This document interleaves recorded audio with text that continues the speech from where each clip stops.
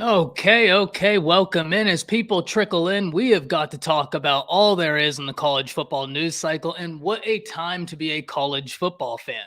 I mean, we have the season right around the corner, fall camps underway, totally a lot to talk about there, a lot of intriguing things there, but recruiting is really interesting right now.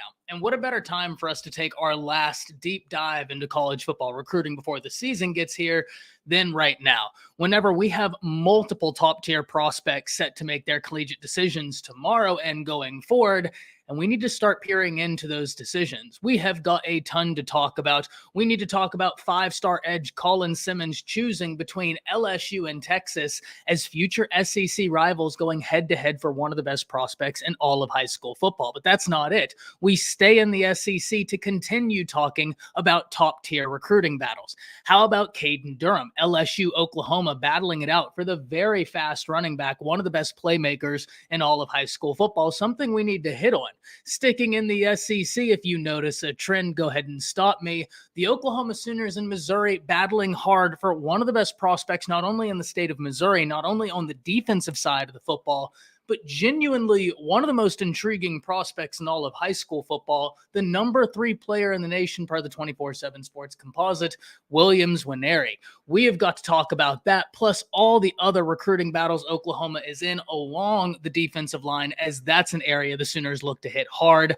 But that's not all. We also need to hit on a flip that Alabama got and talk about how the Crimson Tide are about to start really catching fire. And if time allows, we are going to talk about USC, because there's something that concerns me about the USC Trojans right now, and we need to talk about it. But starting off with our premier topic today, we need to talk about Colin Simmons.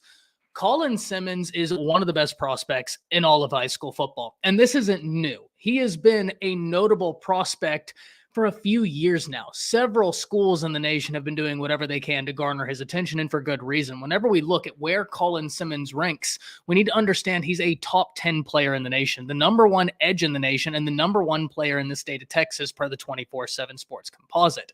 And the top 2 teams right now for Colin Simmons, none other than the Texas Longhorns and LSU. I don't need to go into a whole long soliloquy about what LSU does on the recruiting trail. We all know what LSU does on the recruiting trail. I don't even have to tell Texas fans, because it wasn't long ago, the class of 2022, where LSU walked straight into the state of Texas and pulled out the number 1 player in the state of Texas then, top 5 player in the nation, Harold Perkins. We know how that story ended. We know what a phenomenal player Harold Perkins is. Texas doesn't want to have history repeat itself. The last thing the Longhorns want is to see a top player from their state leave the state, go to an opponent that they will be playing in LSU once they get to the SEC, and have that player wreak havoc. That's the last thing Texas needs, especially when we really start diving into the details of this. Let's look at this from Texas's point of view, because if you're the Texas Longhorns, first and foremost, you want to keep him home. Anytime you have a player like this in your state, you want to do everything you can to keep them home. And right now, interestingly enough, if we take an outside perspective into Texas recruiting, the Longhorns are recruiting very well, but the state of Texas is currently being rated. If we look at the top 20 prospects in the state of Texas, if Texas is to land Colin Simmons, they have a crystal ball in their favor for only one other prospect in the top 20, and that's Kobe Black. Now, in fairness, Micah Hudson has a crystal ball inserted in favor of Texas Tech. I don't know if I'm wholly convinced that that's going to happen. I get it. He's a 5-star wide receiver. He can be successful wherever he goes, but let's be honest here. I think it would be a prove-it moment for Texas Tech to be able to get a 5-star wide receiver, where we know what Steve Sarkisian and company do with 5-star wide receivers. We can look at what he did with the Texas wide receiving core last year, and we can even go back to what he did at Alabama with that wide receiving core. So the in-state talent in Texas is something the Longhorns want to try and keep home, but right now there's a lot of forces pulling at these prospects in Texas. There's a lot of brands in the state of Texas, a lot of brands adjacent to the state of Texas. And let's be honest here, whenever you think of high-powered high school football, you probably think of Texas high school football, meaning every college in the nation is going to be in the state of Texas doing whatever they can to try and raid the best players. But for the Texas Longhorns, Colin Simmons is the most important player in this class. He's the number 1 player in the state. That goes without saying, but the real reason why he's so important, where he plays. That outside linebacker edge position, something that the PK defense desperately relies on. First and foremost, if we look and talk about the current state of defense in both college football and the NFL, being able to disrupt the quarterback, that's a premium. Look at the need for defensive linemen, look at the need for edge rushers, and tell me where I'm wrong. For Texas, if that's what makes your defense tick, you might as well go out and get the best edge rusher in the nation. They've had some success landing some edge rushers, no doubt about it, but Colin Simmons is different. This is the type of guy that can come in here day dot and be a disruptive force. Texas was very lucky last year when they landed Anthony Hill, the number one inside linebacker in the nation. And one of the things that makes him so interesting is the versatility he brings to the table. Where already during the Texas spring game, he's lining up inside, outside, wherever they need him. If you can pair him with a Colin Simmons, I think Texas fans would be very excited, and I think PK would be very excited. So Texas is going to continue a full court press. And one thing we need to understand before we look at this from LSU's perspective, wherever Colin Simmons signs tomorrow, whether that be Texas or LSU, and I say signs, wherever he commits tomorrow, both of these teams are going to stay hot after the five-star edge rusher until ink hits paper. I have no doubt about that. Texas will continue pushing if he commits to LSU, and LSU will absolutely continue pushing if he commits to Texas. But now let's look at this from LSU's perspective, because LSU is a team that has an interesting baseline. One thing we've understood about the Tigers for quite some time is that if you can get a coach to come in there and get the program operating at peak performance, that's a team that can win national championships. One of the things Louisiana has going for it that Texas doesn't is that there's only one major brand in the state in terms of college football powerhouses. That's LSU. Yes, Louisiana is a good college, but they're not Power 5. They're not the SEC darling. That really helps LSU garner attention of prospects. Now, I get it. Colin Simmons isn't in the state, but it's still this same theory of less players pulling at the attention. Whenever we look at LSU, this is where it gets interesting because Jamar Cain was hot on the trail of Colin Simmons. He's no longer there. Coach Lindsley was involved in the process. He's no longer there. We all wish a speedy recovery for Coach Lindsey. He's in our thoughts and prayers. Coach Brian Kelly stated that he thought Coach Lindsey could get back on the football field at some point. Hopefully, if that's what Coach Lindsey wants to do, that's exactly what happens. So that's something we're going to keep up with. But if you're LSU, you've had some disruptive things happen in this recruiting battle. Some turnover in terms of staff. Is that going to matter? Well, right now we don't see these recruiting experts running away, putting in crystal ball predictions for Texas. So maybe it doesn't matter as much as many people think it does. Now, I'm not saying it's meaningless. I always talk about recruiting as think of a bucket. In that bucket, you're putting drops of water. Now, not having Jamar Cain, not having Coach Lindsey, maybe those are two drops that don't go in LSU's bucket. Now, that's not going to be the reason they don't land him, but those two drops could be the two drops that cause that bucket to overflow and go in LSU's favor. If you get the analogy I'm trying to make there, I think that's a great representation for recruiting. It's drops in a bucket, and it continues until the bucket overflows. LSU is a team, we know what they do year in, year out. I mean, Brian Kelly came in there last year. A lot of people had questions about LSU, and look at the results they garnered. If you're able to go out there and get a Colin Simmons to come in, join that class, LSU is going to be a team we have got to watch because there are multiple different ways we have to look at this. We've talked about what Colin Simmons would do on the field for both Texas and LSU, where for Texas, that's the position that makes their defense tick. For LSU, you want to be able to affect the quarterback. The SEC is going to be having some strong quarterback play in the future. You look at Texas coming over, you look at the quarterback room the Texas Longhorns have. It's going to be very strong. You look at the quarterback room Oklahoma has with Jackson Arnold in there. He's going to be a dude. I got to watch him play live in Denton. Then you look at Alabama. They've got the number 5 player in the class of 2024, Julian Sayin, a 5-star quarterback in their class. And oh yeah, by the way, Dylan Raiola is committed to the Dogs. So quarterback play in the SEC is about to be insane. You want to be able to affect the quarterback. No matter if that's the position that makes your defense tick or not, that's a position that makes all defenses tick. So Colin Simmons is absolutely one of the most important prospects in the class for any team that's after him. Now, we talked about what he provides on the field, but I also think that there's something to be said for what he could provide in terms of a spark for both of these recruiting classes. We talk about dominoes all the time here on the channel. This guy could be a domino that causes other guys to pop, causes other guys to sit back and look and say, you know what?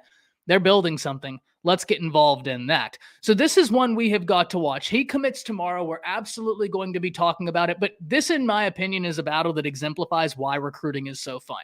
Because right now, in terms of the last time I checked, to be fair, we've gone live. I haven't checked since. The last time I checked, the crystal ball breakdown on 24/7 Sports was perfectly right down the middle, 50-50. And to me, that's what recruiting is all about. This is a battle that anybody could run away with, and that's what makes it so exciting. So for the SEC being able to maintain these top tier battles, I don't think anybody is surprised by it. I think it's come to be what we all expect. But for Texas, this would be a major win. I don't think we can understate that. You want to be able to keep him home. For LSU, you want to be able to still flex your muscles and say, look, it doesn't matter if you're the number one player in the state of Texas or wherever. We like you. We're coming to get you. This is one we have got to watch. Let's hit some comments before we go into some other topics. Smith says, I like following the recruits, but until they sign, don't get too excited, hoping OU keeps focused on our in-state recruits. I think this is a very sage way to look at it. Recruiting, you need to be excited. If you get a commit, be excited about that commit. It's awesome. But also understand that there's a long ways to go, right? Nothing is official until it's official. And even then, it's college football. The unexpected is to be expected. And we've seen this multiple times. I think a great story to kind of exemplify the logic you're putting forward here, Smith. I think we can go back and look at Kermani McLean a year ago. Wherever he was committed to Miami, that Miami coaching staff showed up at his high school to watch him put ink to paper. He wasn't even in the state of Florida. He was visiting Boulder. So recruiting is a wild ride. Van Edwards, very happy you're here with us this evening. Remember, get in touch with Justin. Have him send my contact information over. You and I are going to get together. Very excited to be able to talk to you last night on the Bama Standard. Guys, if y'all did not check out the Bama Standard last year, we had an absolute legend grace us with his time. George Teague joined the show. Highly recommend you go check that out after this. It was an absolute pleasure. Eric D says, I'd be shocked if Colin Simmons doesn't go to LSU. Yeah, LSU has been on this in a long time. I mean, they have been putting in the foundations for Colin Simmons for a while. Now, Mike Roach just put in the crystal ball prediction. He has been very accurate in the class of 2024. So this is going to be something we have to watch. Duncanville, right down the street from where I currently sit, going to be a phenomenal battle. But you want to know what makes this so fun? In order for us to move into our next topic, we don't have to move schools. We don't have to move conferences. We just have to change one half of the equation. And that's LSU and Oklahoma pushing for one of the most explosive playmakers in the class of 2024. It's not every day that you can find somebody in high school before their senior year that's consistently knocking out sub 10-5 100-meter dashes, but that's exactly what Caden Durham does. Now, Caden Durham has been an interesting recruiting battle, one we've talked about several times, and it's been ping-ponging back and forth between LSU and Oklahoma for a while. Now it's really starting to heat up. As Colin Simmons commits, so too does Caden Durham, teammates both playing at Duncanville. And this is going to be one to watch, because if LSU is able to double dip, go into Duncanville, and pull out with Colin Simmons and Caden Durham, oh, the Tigers are going to be feeling themselves, and for good reason tomorrow. I mean, that would be an unbelievable win and a great foundation for the recruiting class, a recruiting class that's already doing quite well. But one thing we need to understand is that the Oklahoma Sooners and DeMarco Murray have been hot on the trail as well, and DeMarco Murray has made his presence known on the recruiting trail. We always talk about pitches. What is a compelling pitch? You cannot tell me that you would not find it a compelling pitch that if you were a recruit sitting in your living room with your parents and DeMarco Murray walked through the door and said, hey, I love your game. I'd love to coach you. I know what it takes to make the jump from a successful high school athlete to a successful college athlete, excel in college, and oh yeah, by the way, get drafted, go to the NFL, and excel there. That's what I did. And now I've returned as a coach to my alma mater, where I'm now putting guys in the league. That's a pitch that's tough to say no to. I don't care who you are, because it's real. You know DeMarco Murray. You can go on YouTube, type in DeMarco Murray, and watch the highlights of him balling at every single level he's ever tried at. And now you're seeing him put results forward as a coach. That's awesome. I've said this for a long time. DeMarco Murray, I think, is one of the coolest coaches in college football because of the legitimacy he offers in terms of his recruiting pitches. You're just not going to find a whole lot like that. And when you do, it's really tough to say no to. And so I'm not surprised when not too long ago, we watch Oklahoma get the number one running back in the nation, which, I mean, they're big win right there over USC for Taylor Tatum. The question I had right then is how many wins are they going to be able to stack in this class? My goodness, because they got Taylor Tatum and still the confidence for Caden Durham was high. Then they get Robertson. And this dude right here is a hidden gem through and through. Oklahoma fans, you already know exactly who I'm talking about. 6'2", 225 plus. I mean, this guy right here is a physical freak at the running back position. Goes to a smaller high school, wasn't as known, but bet your bottom dollar he's going to be known. Whether that's at the end of his senior year, by the time he steps on Oklahoma, his presence is going to be felt. Once you get Taylor Tatum, once you get Robertson, my question is how many more running backs are you going to be able to take? Well, I think in a perfect world, the answer is as many as we need, but that can be very difficult to do. Not saying it's impossible, it can be very difficult to do. We've seen teams take two very talented running backs before. We've seen teams take two blue chip running backs before, but that still doesn't underscore what a difficult process it is. I mean, you're talking about two guys that are going to be head to head for carries. And if we look at Oklahoma's running back room, it's young. There are some unknowns to it. But I think one of the things that is known that Oklahoma fans feel good about is the talent that's there. We don't know exactly what it's going to look like in terms of breakdown of carries. We don't know exactly what everything's going to look like, but we do know their running backs are very, very gifted, and they're very, very excited about what they're going to do. And I'm very interested to see it as well. But as we really focus in on Caden Durham, this is one where I have this feeling that LSU is going to pull ahead. And one thing we need to understand is LSU has been seriously in this battle for a while. This isn't a new phenomenon. In fact, if we look at 24/7 Sports, Steve Wiltfong put in his prediction for LSU April 23rd of 2023. So this isn't something that just happened yesterday or the week before or the month before. This is something that's been stewing for quite some time. Now, Jay with Unfair Sports and I, we've talked about Caden Durham several times, on camera, off camera, you name it, we've had the conversations. And one of the things he told me was that Durham is very interested in track. And whenever he told me that, I found it hard to believe that LSU wouldn't win this battle, especially if Oklahoma was going to get Taylor Tatum. Fast forward, they absolutely did get Taylor Tatum. At that point, it's going to be impossible for LSU to not be an enticing landing spot for Caden Durham. You know what they've done with running backs. That's another place that they've had very successful running backs there. The offense is very intriguing right now, but when it comes to track, you know what LSU, you know what LSU does on that track.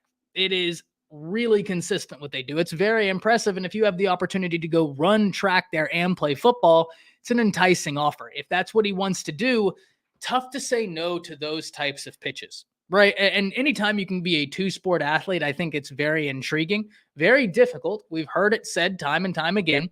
Very few guys end up following through with it, but you can do that. You can run track and play football. That is a two-sport scenario that is very feasible. Caden Durham might be that guy. So LSU is one to watch here. And it's going to be very interesting, like I said, to kick off this segment. If LSU lands both, the flexing that LSU fans are going to be doing will be palpable and good for them because those will be two massive wins. And at the end of the day, it's tough to argue with what Caden Durham brings to the table. Before we move on, let's dive into that. What does Caden Durham bring to the table? Well, aside from being speed and personified, he's the type of dude you have got to know where he is on the football field because I have a feeling wherever he ends up playing his college football, they're going to use him as a chess piece through and through. They're going to use him to figure out what the defense is doing and make the defense pay. I'm very excited to watch his senior year and his transition to the next level. I'm going to be trying to go to some Duncanville games. Hopefully we'll be taking the camera. We might get some footage. We might do a vlog type video of me going to some big time high school games with these big-time high school prospects. That would be a lot of fun. But LSU and the push for Caden Durham, Oklahoma involved in several battles. And once again, just like earlier, we get to switch gears, go into our next segment, but it's only 50% of the talking points that change because we still talk about Oklahoma and Oklahoma recruiting. Will OU get the needed wins? And of course, Oklahoma fans, if you're right here, you probably know where I'm talking about. We're talking about the defensive line. The defensive line is the one area where Oklahoma really is trying to push for these top tier wins. And it's tough to argue with it. We talked about it earlier in the show. If you're asking what's at a premium at the defensive side of the football, first off, everything right now with how offenses are operating, everything is at a premium. But your defensive linemen and your edge rushers, along with your safeties and defensive backs, you can't have too many really good guys that play those positions. And so trying to acquire and stack depth, that's the name of the game. Something Brent Venables is cognizant about as they head to the SEC. But I really want to focus in on one name in particular, because we can talk all day, and we will. We absolutely will. We might do that on Friday's show. We can talk at length about all of the battles Oklahoma is in along the defensive line. We're talking David Stone. We're talking Nigel Smith. We're talking Dominic McKinley. Texas fans, one where you're involved with as well. And LSU fans, if you're here, kind of interesting that we've had that parallel this whole episode. But there's also Williams Nwaneri. And I have been really interested in Williams Nwaneri for quite some time, because when I watch the prospects this year, I don't know that there's a prospect that I watch and say, this dude has that level of versatility the same way I feel when I watch Williams Nwaneri, where I've said this before. He can play inside. He can play outside. What do you need him to do? That's exactly what he can do for your defense. And the recruiting battle for Williams Nwaneri has been so intriguing, it's matched the play he puts on the field. Because Oklahoma has been involved in this battle for quite some time. That's a constant. But outside of Oklahoma, there's been some flux. We've seen Georgia enter the equation. We've seen Tennessee enter the equation. And at a certain point, everybody was talking about Georgia. At a certain point, everybody was talking about Tennessee being the main competitor to Oklahoma. Well, fast forward to right now. Now it's Missouri being the main competitor to Oklahoma. So first and foremost, we need to ask ourselves, is Missouri a legitimate threat? The answer here is yes. The reason why they're a legitimate threat is because Williams Nwaneri is from Missouri. They want to keep him home, or at least he's from Missouri in terms of that's where he plays his high school football. Y'all know what I mean. They're going to do whatever they can to keep him there. The Missouri Tigers are in a situation where they need to convert wins in order for Eli Drinkowitz to keep his job. One of the ways you can start converting wins, start on the recruiting trail. Stack the wins there and then move forward. And Texas fans, you'll know this, a crystal ball prediction was just inserted for none other than Ryan Wingo in favor of Missouri. Now, am I saying Missouri is going to land Ryan Wingo? No, I'm not. But my point being, they're now playing hardball. They're now throwing some money around in the NIL game, which good for them. I don't want anybody to hear that and say, oh, so you're saying the only reason Missouri is getting these guys is money. Well, it certainly helps. Missouri hasn't been a program that you look at and fear. NIL certainly helps. We're all adults here. We can be honest. But the reason why I feel comfortable saying that, that's the name of the game right now. If you're not playing the NIL game, you're doing your college a disservice because everybody else is. So that's not groundbreaking information. X college is playing the NIL game. Yeah, get in line. They all are. So Missouri, they're really out here trying to make some moves because the life and the coaching life of their head coach and a lot of the guys on this roster, well, it depends on it.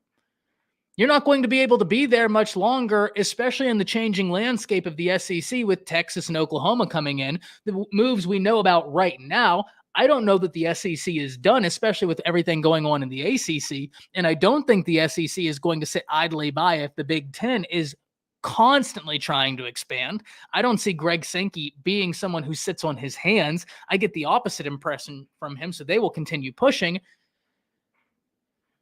This is where it gets interesting, because Missouri is pushing very hard for Williams Nwaneri. Now, where do I end up believing he will go? I think it's going to be tough for it not to be Oklahoma, because at the end of the day, Oklahoma has Todd Bates. Todd Bates is a guy that we know what he's done once he gets a defensive lineman that fits the scheme he wants to run. We saw what he did at Clemson. We saw the defensive lines that he was able to architect there, and we see what those guys do once they hit the draft. I mean, they were all flying off the board. Todd Bates is a guy that's done it. And yes, there is something to be said about going and playing for your home state. But in my opinion, and I'm interested in hearing from all of you on this, that's overblown. This isn't 1970 anymore. This isn't 1980 anymore. This whole notion of stay home and play for your state's college, that's overblown. Recruiting is way too national now. Way too national. You're not recruiting regions, you're recruiting everywhere now. You're not going to just plant a flag in the state of Texas and say, we're not going anywhere else. I mean, you could. Texas is a state that talent rich. You could, but nobody's doing that because that's not the name of the game anymore. These kids are curious. They want to see some things outside of what they've known. That's completely reasonable. So recruiting is in a different landscape than it's ever been. And I think we need to understand that sometimes these arguments of playing for your home state, they can be overblown. That's not to say they always are, but they can be. Whenever we talk about Oklahoma and recruiting, we have to arrive at the situation that there are some must-land prospects for the Oklahoma Sooners in this class. Williams Nwaneri may be one of them, along with a David Stone, along with a Nigel Smith. I'm not saying you have to land all of them, but you need some combination of the following, right? You need some combination of Nwaneri, David Stone, Nigel Smith, Dominic McKinley.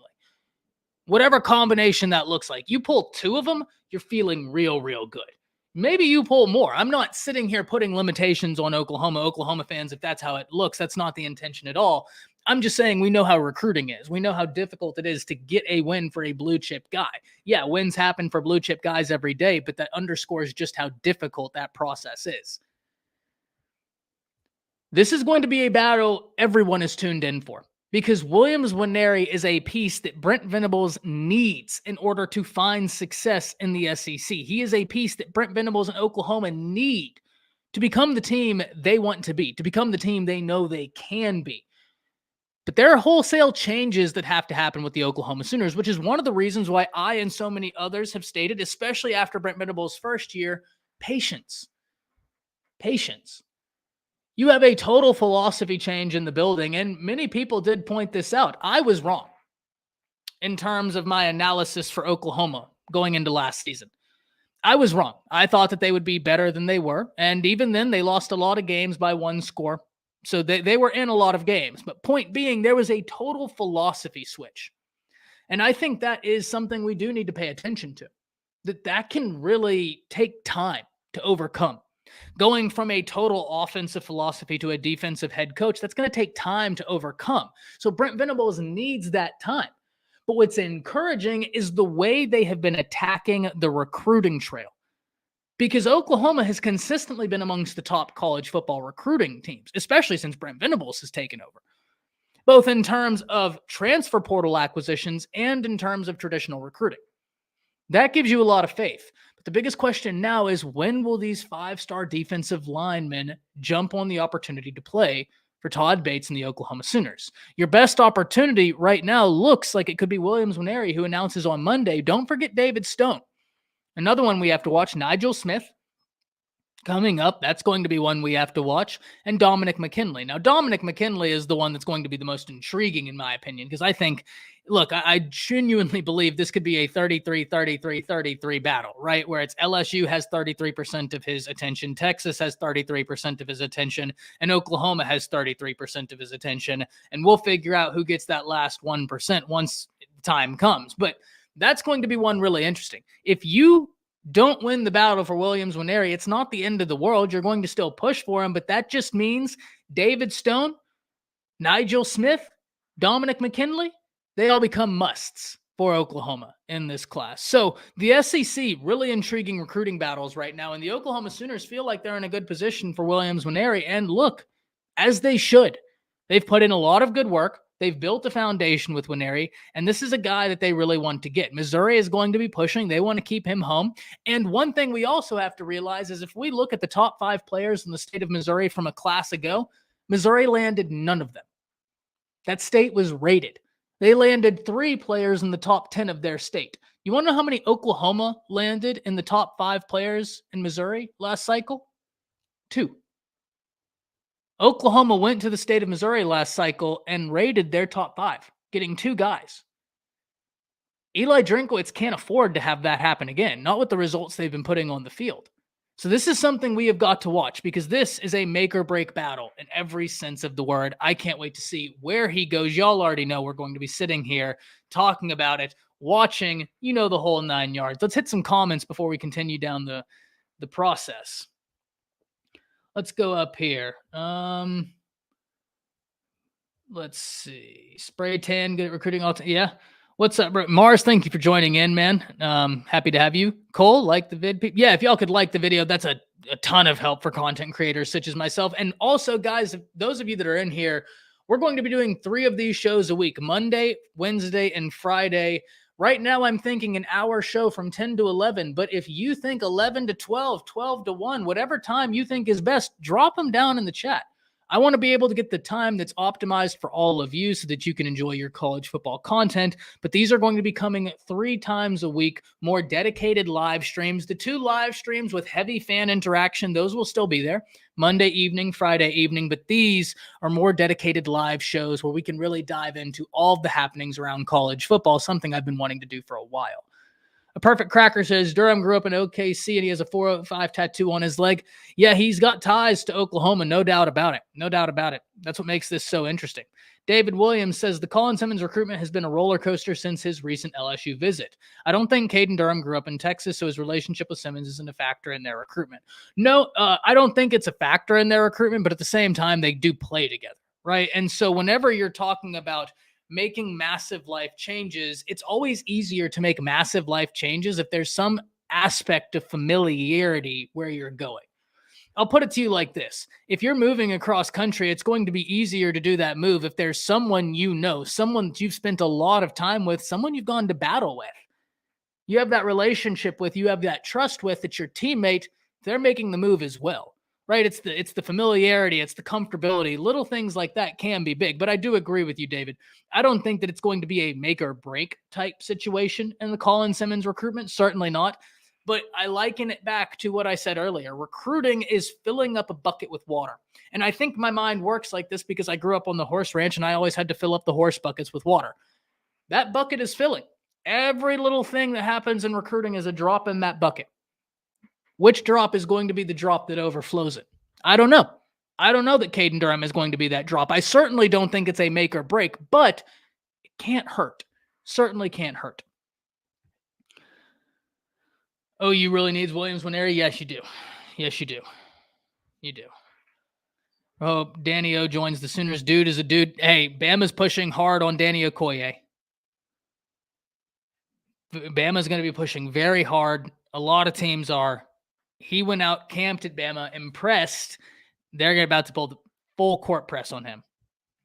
Nigel Smith and David Stone going to OU. Todd Bates is trying to be greedy. Yeah, I agree with this, Eric. If you had to ask me right now, 2 guys that I would put in a prediction for instantly to go to Oklahoma, I've been saying David Stone since last year, so I'm going to ride out on that one. If I have to eat crow, I'll eat crow. I don't really care. It is what it is. But Nigel Smith, I think that's as good of a situation as you could possibly be in if you're Oklahoma. I like those 2 wins right there. If you can get those 2 plus a Williams Nwaneri, over the moon. Over the moon. Finally, Chris says, I finally made one. Hope we get the D-line recruits. Hey, Chris, glad you're here, man. Glad you could make it. Going to be a lot of fun to watch. 12 to 1 so I can watch it work. Okay. 12 to 1. I'll write that down. That way we can have these all lined up and such. And then we have some more topics we got to get to before we get out of here. I'd like to hear why David Williams feels good this year, other than you just feel that way. I'll let David chat that up. With the cable backup, OU will open the playbook. I think OU will be opening a lot of eyes this year. Yeah, so this is actually interesting, Ben, and I'll briefly talk about this, and then we'll move on to some more recruiting stuff. Oklahoma is in a much better situation this year than they are last year. Now, that doesn't mean that there's not still questions, right? It's one of those things where even myself as an Alabama fan, if someone wants to tell me I question this, that, and the other with Alabama, I might have reasonable answers, but it's a show me year for Alabama. It's a show me year. It's a show me year for Texas. It's a show me year for Oklahoma. And that's not a bad thing, right? There's this negative connotation whenever someone says, it's a show me year. They think, so it's make or break. That's not it. That's not it. It's just that we understand you had a lot of turmoil when you took over Oklahoma. We all get that.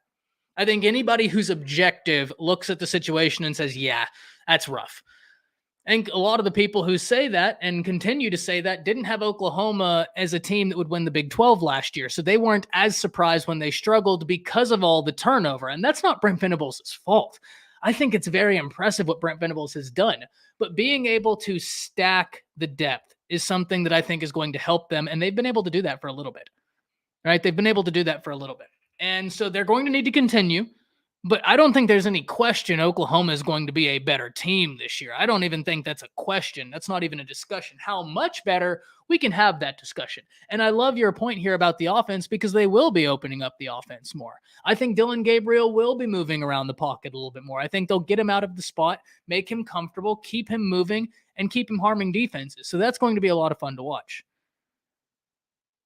Ty, Texas and LSU are not going to away. They're not going to allow OU to get all these defensive linemen. I mean, yes and no, Eric. We could say the same thing about Texas A&M. Texas A&M got a whole boatload of them. So, it's one of those things where we can say it doesn't make sense for them to land all of them, but teams have done it. Now, Texas A&M was also throwing around a lot of NIL money. But that point being, we've seen teams just absolutely get massive hauls, especially teams that have the ability to be able to bring those guys in and sell them. You can legitimately compete for time. Oklahoma is one of those places. Now, Danny Okoye is one that I think is super interesting. I think Bama will be full court pressing, and I think that they're going to turn up the heat and try and get him to go there. We already know what it is when Bama turns up the heat. Whenever Bama sits at the table, it gets real serious. So that's going to be something we have to watch. Eric says Danny O is coming to Bama. That'd be a big win, man. Big win because he is very gifted, still learning the game. OU will be good because of the weak schedule, but not actually a good football team. They're going to be an improved football team, right? They're going to be an improved football team just off of understanding schematics alone, right? I mean, that was a defense last year that was asked to run the year before the speed D, which is predicated on this, and this happening very quick, as opposed to a cerebral defense. So that's why I highlighted earlier, there was a complete philosophy change, one that I don't think I really gave as much weight as need be. But I do agree with you here.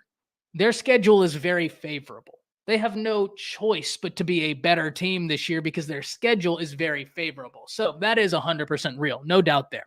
No doubt about it there. Bama heating up on the trail. Let's dive into some Alabama recruiting because Bama is really starting to heat up and they're not done yet. Another flip could be on the way. More commitments could be on the way. And it really is interesting the current situation Bama finds themselves in. They're a top 5 class in the nation with 16 commits. The only other school that finds themselves in the top 5 with less than 20 commits is Ohio State, sitting at 19.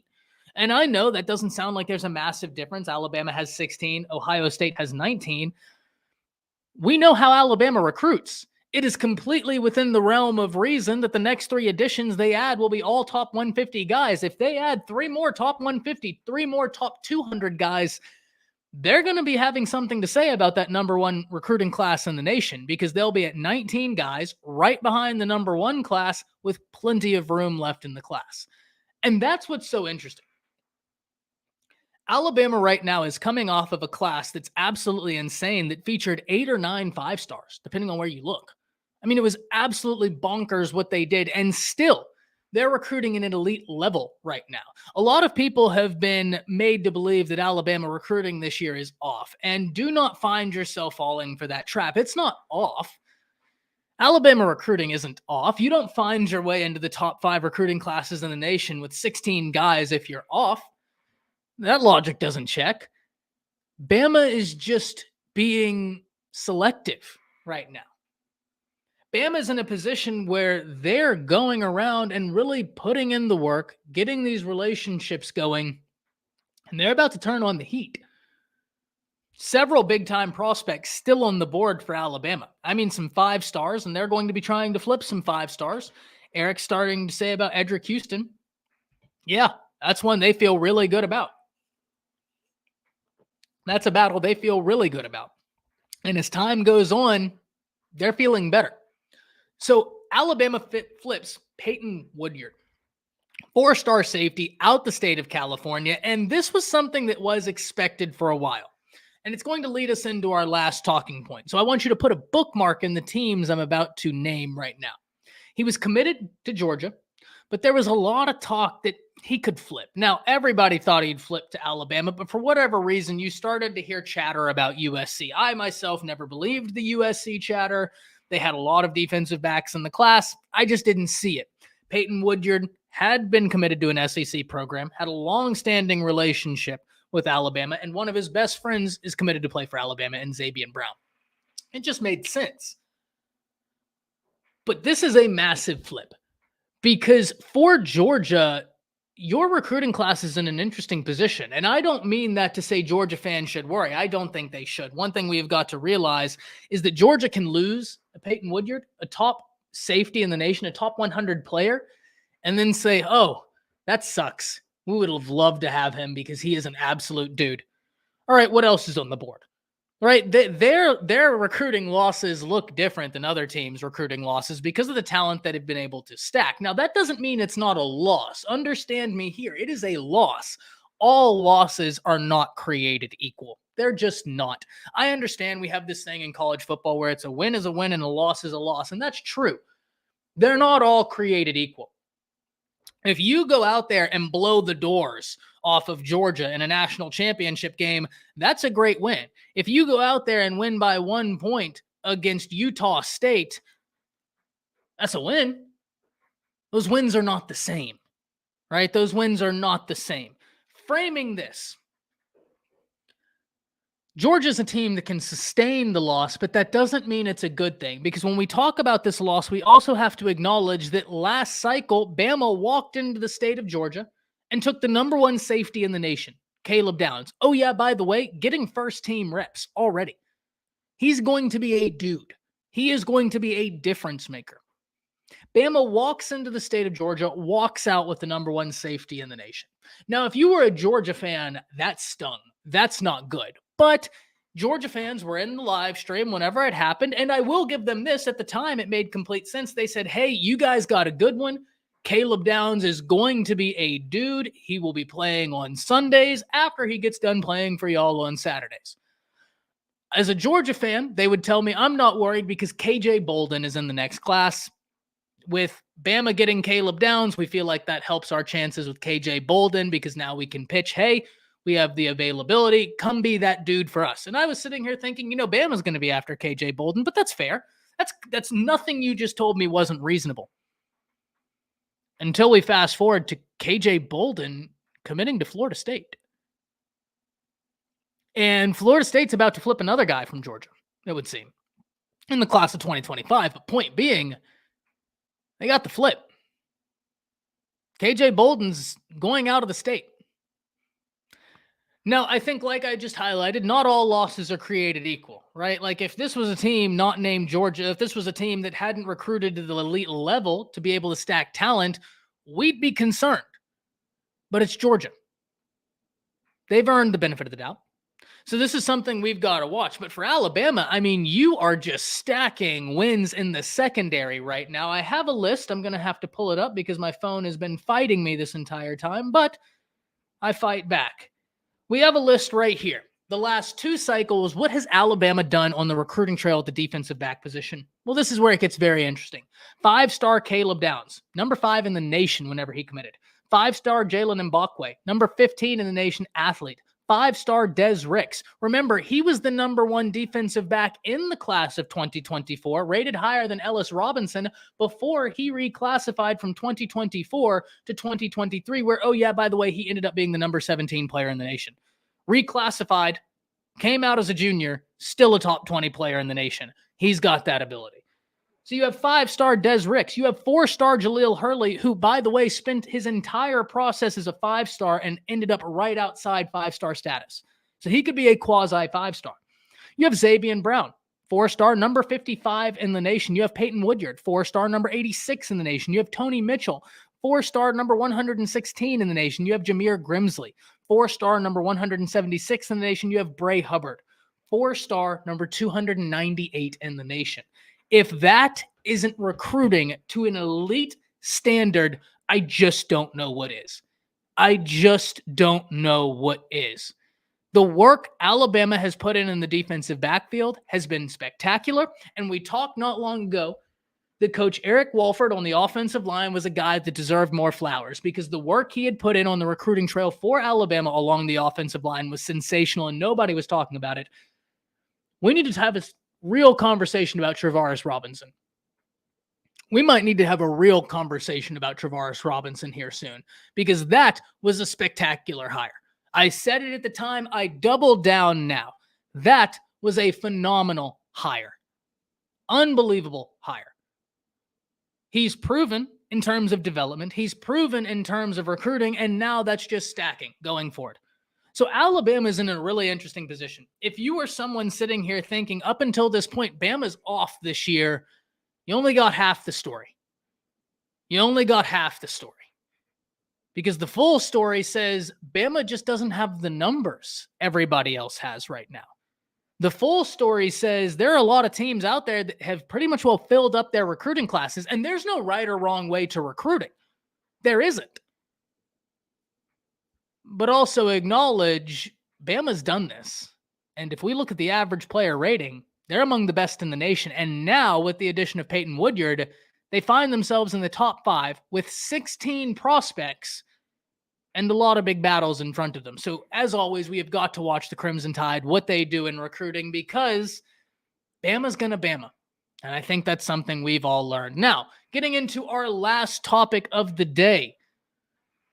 My concerns for Lincoln Riley and USC. Now, one thing I've talked about on this channel consistently is that it's way too early to worry about where you are in recruiting. And I maintain that. One of the things I value more than anything else is consistency. I try and bring consistency to everything I do in terms of, if I use this line of logic for this prospect in this battle, if that line of logic can carry over, I'm going to use it, because consistency. It helps create clean lines and clean points of argumentation. But right now, there is something interesting happening at USC. And I think there's a lot we need to break down whenever we're talking about this. Because Lincoln Riley leaves Oklahoma for USC, and one of the reasons he lists is that he needs to go somewhere where he can attract the best in college football. And I'm not here to argue about the storied history USC has, because that right there is a losing argument. USC is a phenomenal program when it's clicking. They're a program that I've been saying since before Lincoln Riley took the job, I want to come back. I want USC to be good. I think it's better for college football. I've been saying that since before Lincoln took that job. But this is where I find it interesting. You make that move, and one of the premier reasons is you say the ability you have to get some of the best players in the nation in Southern California. That's fair. But then don't get out-recruited by OU. In the first class and then in the second class, right? Like, I get it. But then don't get out-recruited by the place you just left, because Brent Venables, who's never been a head coach, he's not having a hard time getting talent to go to OU. One of the big things I was wondering is, how will OU fare in quarterback recruiting now that Lincoln Riley isn't there? They got 5-star Jackson Arnold. So that question was answered instantly. They've been recruiting just fine. Brent Venables was never a head coach, and already he comes in here. His transfer portal acquisitions are a top 10 in the nation. So if you're a USC fan and you feel like I'm being unfair because of the attention Lincoln Riley pays to the transfer portal, we'll talk about that. Brent Venables pays attention to the transfer portal. And I'm only using Brent Venables because Lincoln said I have to get out of this situation to do better. Well, the guy that inherited that situation is doing better. Not only than you in your new location, but than you did when you were there. He'd never been to a college football playoff as a head coach. Hell, he'd never been a head coach in college football. He's recruiting at an elite level. I mean, he is. You can have whatever thought you have about Brent Venables. You can have whatever concern you have about Brent Venables, and we can have the conversation. I'm sure there are people out there that have legitimate concerns. Let's have the conversation. Meet me halfway and say he's recruiting at a very impressive level right now. Very impressive. Highly, highly so. You're not going to win every battle. But getting in the battles the way that he has done off of the year they just had, with the turmoil he inherited, you start to see the picture I'm painting now. So I bring this to your attention because USC has lost several prospects to decommitments, and that's not a novel idea in college football. You're going to have kids decommit. But As it currently sits, right now there's an area for USC that concerns me, and it's your offensive line. Because you just lost Manasseh ITT. He's now with Florida State. There's rumors that there's another guy in your class that could be flipping. And of the 15 commits you currently have, only 5 of them play in the trenches. Only 5 of them play in the trenches. And of that, only 2 along the offensive line. Now, you can tell me, hey, but Ty, we got 3 guys in the transfer portal. That's all well and good. That's all well and good. And I think that that is important. But I think that creates an interesting conversation where you're going into a conference that's known for its offensive line play. That's what the Big Ten is known for. Iowa's got big boys now. They might not have an offense, but they have an offensive line. I actually don't think that they got the memo that on offense you needed anything outside of the offensive line. I'm fairly certain they're operating under the assumption if you can't sack our quarterback, we win. We don't need to score. That's not how football works. I'm fairly certain that's how Iowa is operating and playing football. They think they just need an offensive line, but they have it. We know what Iowa does. You got Sharon Moore at Michigan. I mean, genuinely might be the best offensive line coach in the nation, at least is in the discussion. Oklahoma fans, I know you love Bill Bedenbaugh, deservedly so. The development Bill Bedenbaugh has done, there's no arguing it. Sharon Moore at least is in the discussion, right? Like if someone brings up the name, you're going to go, man, that's a hell of an offensive line coach. Love our offensive line coach. I think he's the best in the nation, but that's Sharon Moore. Man, he can coach, he can recruit because he can. You're not in the Pac-12 anymore. And this worries me for USC because you can get away with some things in the Pac-12 you're not going to be able to get away with in the Big Ten. And you can tell me, but that wouldn't result in college football playoff success. And I agree there to a point. I do. Now you're going to have to change a lot because you cannot rely on the transfer portal to be the catalyst, right? There's a blue chip ratio for a reason. And I'm really interested in seeing how much you can rely on transfer portal acquisitions for the offensive line. I mean, that's a position I talk about all the time. I'm never surprised when guys come in and take a while to adjust. Is it sustainable to build an offensive line from the transfer portal? I don't know. I don't have the answer to that, but it is a case study. And we're watching it right in front of our very eyes. It concerns me for Lincoln Riley and USC because I don't know the sustainability of this right now. You're going to have to be able to get a defense together because your offenses are spectacular.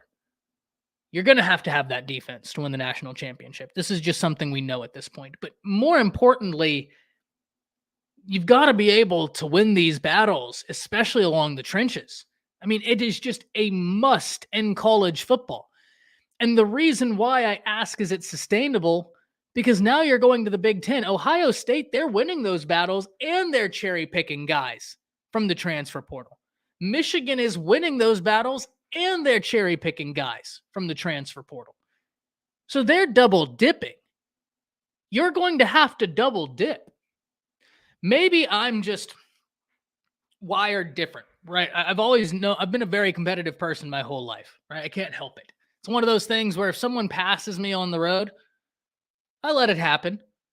You get that little, the itch in the back of your neck, like, man, is that a challenge? It obviously isn't. You let it happen. But I'm a competitive person. I've always sought out competition. Even when I started having health complications and couldn't continue playing football, I sought out other avenues to remain competitive. I'm the type where if I was Lincoln and I said what he said, that I needed to go somewhere else to get the best talent, I would make it my life's mission that Oklahoma would never out-recruit me. I would be up all night, every night, because I'd put it out there. I made the bed. I got a lie in it. And I'm going to do everything I can to make sure we're on a Serta, that we're not on some brick. So this is something that I do think we need to watch. Now, am I saying we need to worry that the wheels are falling off? No. That's not my contention. So let's clarify here.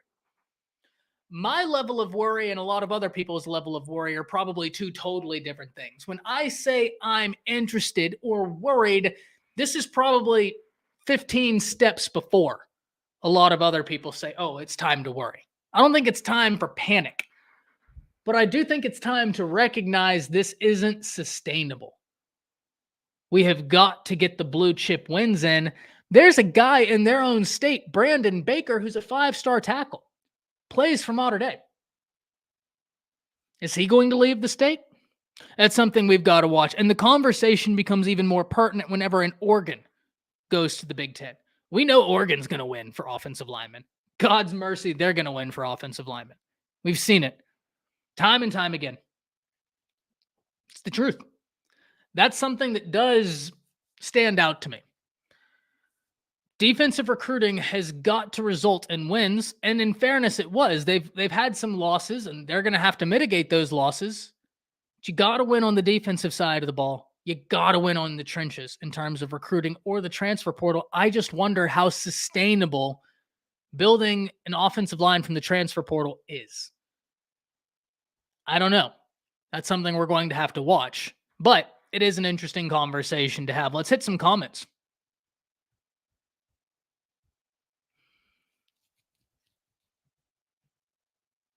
If OU lands Stone, Smith, and Williams when married, does Danny O join? Because I mean, he could. He could.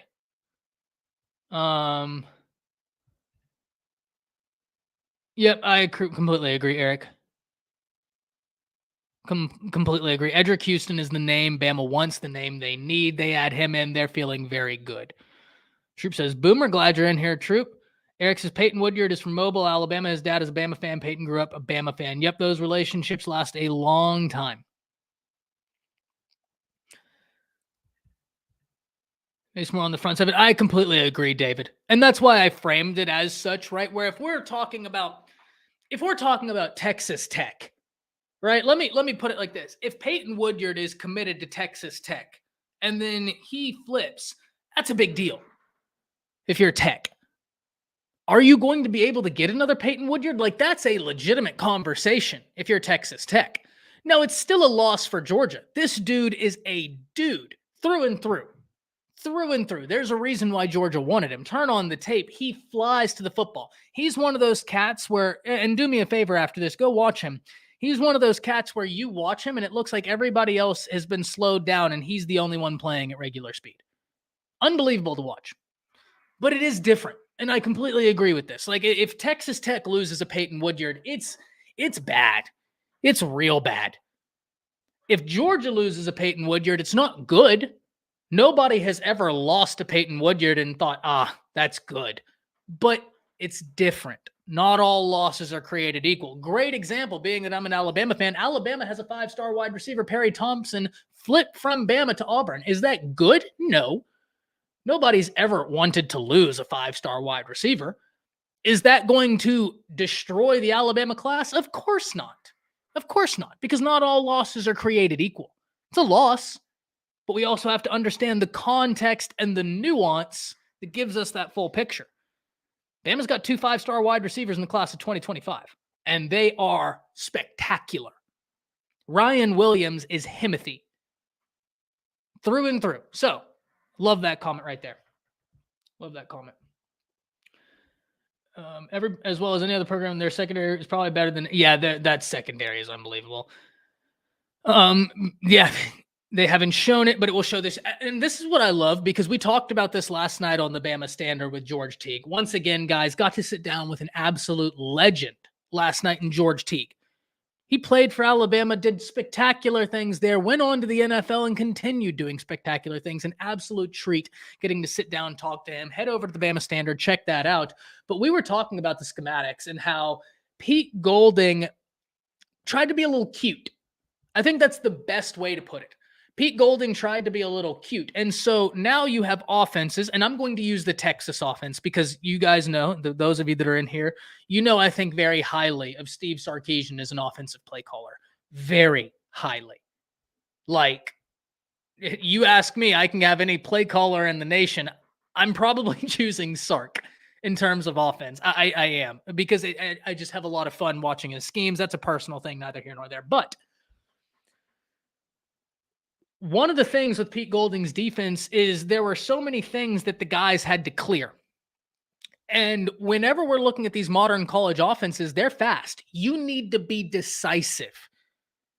If you're a defender, you need decisiveness. For Bama, it was, okay, well, this happened. Now this, and this needs to happen. And then we decide. That's not a recipe for success. They got by with it because of the level of talent they had. And they got by with it because whenever we theory craft, there may have been something theoretically to what Pete Golding was doing, but it didn't work in practice. It just didn't.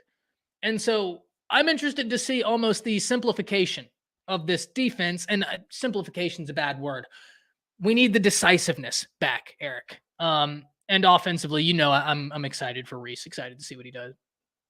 George Scott says, I will say this, if you would think Riley would be able to recruit at a higher level at USC, should be easy to get kids to come to LA. Maybe kids are smart enough to not want to go West Coast anymore.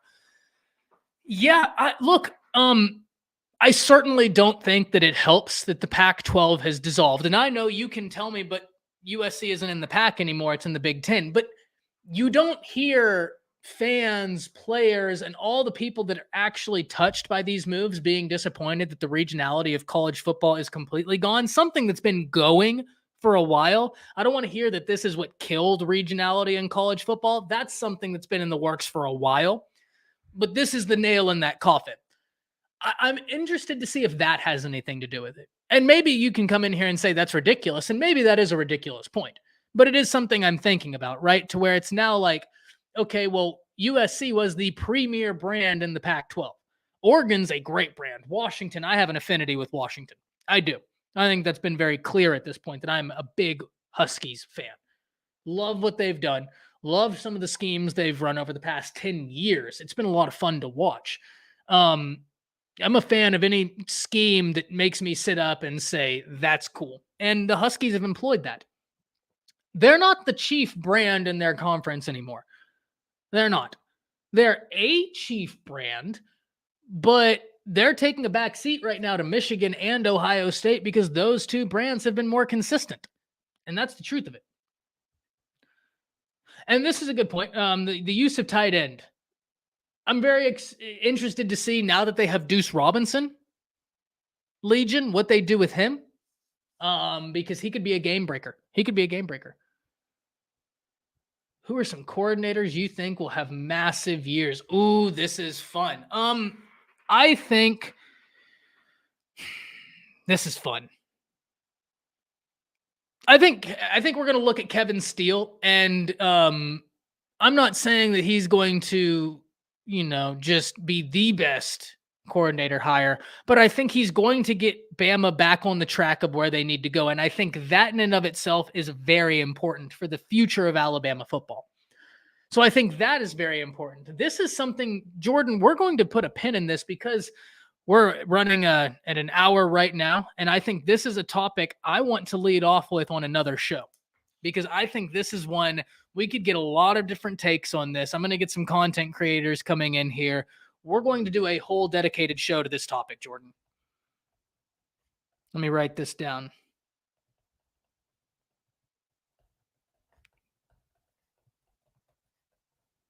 Impossible not to have Garrett Riley up there, though, right? I mean, that's just a natural one. The biggest question I've had about Clemson over the past few seasons is, what is your offense doing? And I respect the hell out of Dabo Swinney for wanting to promote from within, but I respect the hell out of Dabo more for realizing this isn't working anymore. We need to look elsewhere. I love when people who are successful take that inward look and say, we need to change. If I want to be the person I've been, we need to change. I love that. Nick Saban did it a few years ago, changing the offense, inevitably changing the offense will change the way your defense plays, because now the relationship of how often they're on the field is completely different. Saban did it. Loved it. Absolutely loved it. But this, Jordan, this is a phenomenal idea. Love this. Love this topic. And to show their talents, all you need to do different offense have the season. Understand. Okay. Well, guys, yeah, that's new studio, first dedicated live show in the new studio. And this is new for me as well, guys. Y'all already know most of the time when we come in here, I don't have any sort of script, no sort of topics I have in mind. We just go and start talking college football. That is where this changes. These shows are going to have dedicated topics. Go ahead, follow me on Twitter handle down there, but also follow the Around the Table Sports official Twitter profile. That's going to be keeping up with everything. Here soon, I'm going to be opening up the fan mailbag questions, getting your questions so that I can add them in, such as this, Jordan. I want to be able to have that question in the back pocket so that next time we meet, some of the topics y'all are interested in, we can lead off with. Also, be sure to go over to Home Field. They are a sponsor of the channel. They work with the channel, love their clothing lines. Your team, I guarantee you, you're going to find your favorite fan apparel at Home Field. All your college football apparel, they have you covered. Be sure to use code ATTS15 if you're a new customer. You'll get 15% off your order. It helps you, it helps the channel, and you get awesome fan merch with the season right around the corner. Love their stuff. I'm super into vintage stuff anyways. That makes Home Field the best. Hit the like button, guys. We will see y'all Friday, both in terms of our 10 o'clock show or whenever we choose to do it. I'll be running some polls. And also Friday evening. Tomorrow we'll be coming to you with all of the recruiting news. But until next time, that's it. See ya.